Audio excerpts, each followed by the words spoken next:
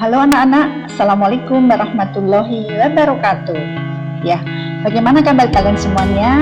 Ya, saya harapkan kalian semua dalam keadaan sehat, dalam keadaan semangat untuk dapat mengikuti pembelajaran jauh pada pagi hari ini. Ya anak-anak, Ibu pada pagi hari ini akan memberikan pelajaran matematika seperti yang telah kita pelajari sebelumnya, yaitu kita akan belajar mengenai himpunan. Ya, bagaimana anak-anak sudah siapkan menerima pelajaran pada pagi hari ini? Ya, disiapkan bukunya, siapkan alat tulisnya, sehingga kalian nanti bisa mencatat, bisa merangkum semua materi yang Ibu berikan pada kali ini. Ya, anak-anak, pada pembelajaran kali ini karena kita masih dalam masa pandemi, maka pelajaran kita masih dalam PJJ daring. Ya, perhatikan anak-anak baik-baik karena keterangan itu anak-anak bisa paham ya, sehingga bisa mengerjakan tugas-tugas yang diberikan. Bagaimana, sudah siap kan? Sudah mandi kan? Ya, semua harus sudah mandi ya, untuk biar segar, bisa biar semangat dalam menerima pelajaran pada pagi hari ini. Ya, kita mulai ya dengan materi yang tadi diberikan pada kali ini adalah himpunan dengan submateri, yaitu nomor 1 himpunan A dikurangi B, nomor 2 himpunan A ditambah B, yang ketiga adalah himpunan saling lepas. Bagaimana, sudah siap dengan alat tulisnya dan bukunya? Yuk disiapkan. Kita mulai dengan yang pertama, yaitu himpunan A dikurangi dengan himpunan B.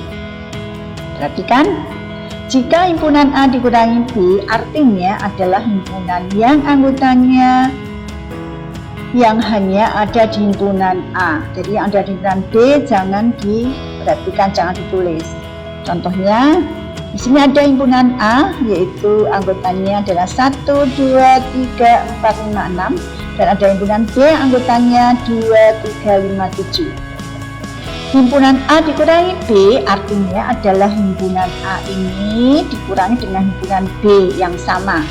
Jadi yang sama 2, 3, 5 tidak ditulis, sehingga masih ada sisa, yaitu 1, 4, 6 itu sisanya. Kalau himpunan B dikurangi A ya sama, jadi himpunan B ini dikurangi dengan himpunan A yang sama. Karena yang sama 2, 3, 5, maka 2, 3, 5 ini di B ini hilang, sehingga B dikurangi A, tinggal tersisa himpunan di anggotanya 7. Begitu, paham? Ya, kita lanjutkan dengan yang kedua, yaitu A ditambah B. Ya, jika himpunan A ditambah B, maka akan membentuk himpunan baru yang anggotanya berisikan anggota yang hanya ada di himpunan A dan hanya ada di himpunan B. Artinya, anggota yang ada di keduanya tidak dimasukkan. Contoh, himpunan A anggotanya 1, 2, 3, 4, 5, 6, 7. Himpunan B anggotanya 2, 3, 5, 7, 11, 13. A ditambah B itu yaitu ada himpunan A ini dan himpunan B ditambah hanya yang sama, tidak ditulis. Yang sama adalah 2, 3, 5, 7. Sehingga A tambah B ini adalah anggotanya 1, 4, 6, 11, 13. Jadi yang anggota yang sama 2, 3, 5, 7 tidak ada, tidak tulis. Berarti anggota yang masih 1, 4, 6, 11, 13. Kalau A dikurangi B berarti himpunan A ini dengan B dikurangi. Jadi yang sama, himpunan A ini yang sama tidak ditulis. Jadi ada 1, 4, 6. Kalau B dikurangi A ya sama, jadi anggota B ini yang sama dengan A tidak ditulis, sehingga masih tersisa 11, 13. Begitu, paham ya? A ditambah B dan A dikurangi B, paham? Ya, lanjut dengan yang ketiga, yaitu himpunan yang saling lepas. Apa himpunan yang saling lepas itu? Himpunan yang saling lepas, dua himpunan dikatakan saling lepas jika kedua himpunan tersebut tidak mempunyai irisan. Tidak mempunyai irisan. Himpunan A saling lepas dengan himpunan B, lambangnya seperti ini, atau bisa seperti ini. Jadi A garis miring 2B juga bisa. Atau A ya seperti huruf C kecil yang ungkur-ungkuran. Jika kedua himpunan itu mempunyai irisan, maka kedua himpunan itu tidak saling lepas, atau disebut kedua himpunan itu saling berpotongan. Jadi kalau mempunyai irisan, dia tidak saling lepas atau himpunan yang saling berpotongan. Tapi kalau saling lepas berarti dia tidak punya irisan. Perhatikan contohnya.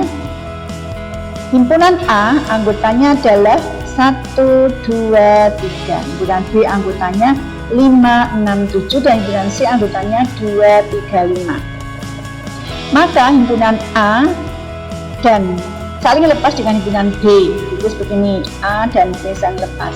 Mengapa dikatakan saling lepas? Karena himpunan A dan himpunan B ini tidak punya irisan, tidak punya sekutu, tidak ada anggota yang sama. Maka dikatakan A dan B saling lepas.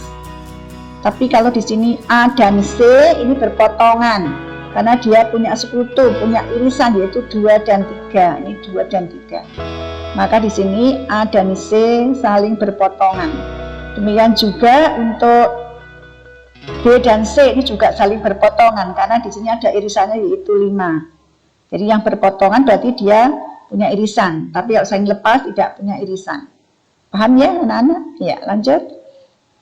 Kalau sudah paham kalian, Ibu akan berikan soal-soal yang kalian kerjakan di rumah, dikerjakan di buku tugas dengan lengkap, dengan rapi, dengan jelas, sehingga nanti kalau Ibu mengoreksi dapat nilai yang maksimal, nilai yang baik.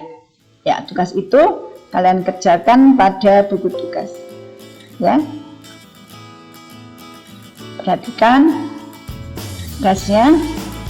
Ada 10 nomor yang diberikan. Yang pertama ini diketahui semestanya adalah 1 sampai dengan 10.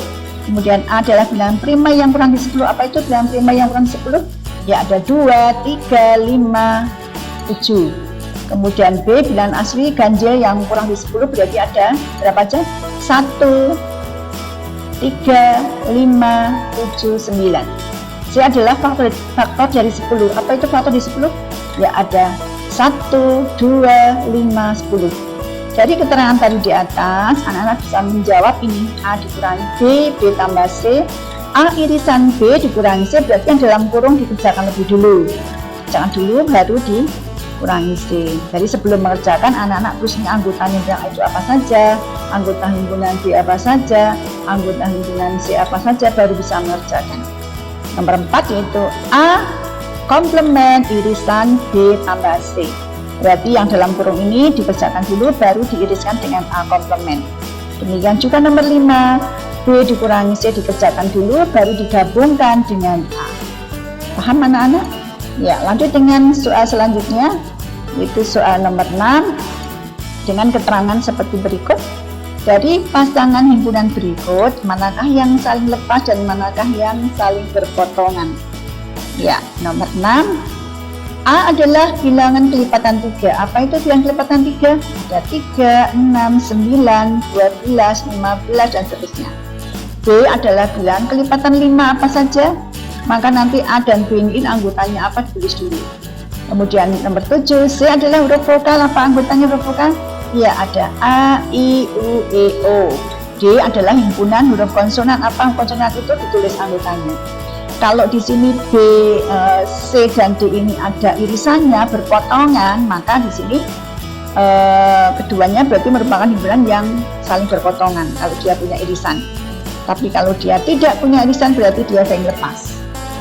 Nomor 8 ini adalah segitiga siku-siku, kemudian F segitiga segitiga sama kaki.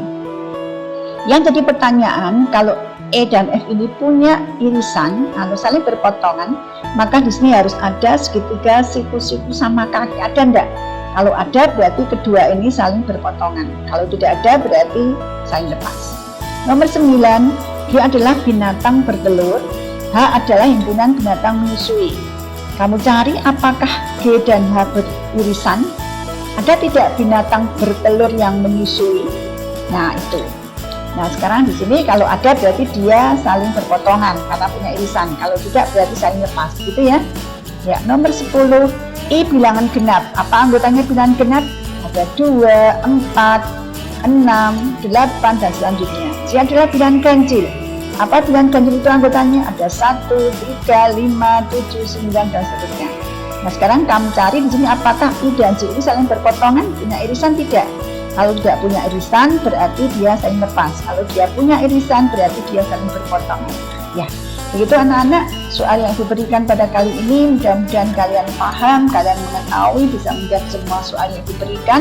Selanjutnya tetap semangat untuk belajar, berlatih, dan terus menimba ilmu. Kalau kalian belum jelas, kalian bisa buka buku paket atau buka di internet, ya, cari di Google, di YouTube, silahkan untuk mencari materi-materi yang diberikan kalau kalian belum jelas, ya. Saya akhiri sekian dulu anak-anak, ada kata dan salah mohon maaf. Akhirul kalam, wassalamualaikum warahmatullahi wabarakatuh. Tetap semangat dan salam sehat selalu.